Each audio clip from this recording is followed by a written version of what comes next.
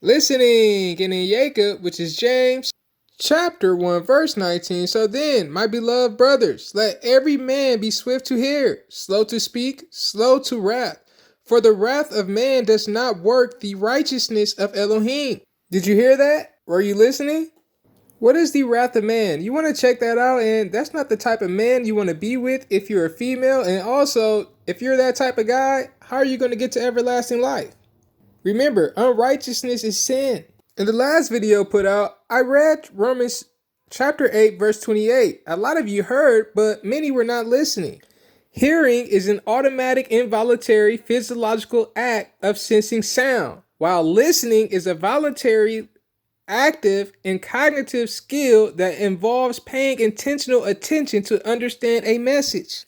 Hearing happens without effort, like hearing background music in the store or the sound of a passing car or a person talking in another room. You know, sometimes you'd be like, I heard you, but I really wasn't paying attention. Could you say it again? When you're listening, you're intentionally paying attention. You're ready to react, respond, and participate in the conversation. You're processing the meaning of the words and sounds that you hear. You're focusing your attention on the speaker and their message. So again, in this verse, and we know that all matters work together for good to those who love Elohim, to those who are called according to his purpose. In Mishlei, which is Proverbs, chapter 2, verse 2, so that you make your ear attend to wisdom, incline your heart to understanding. Is that a biblical definition of listening?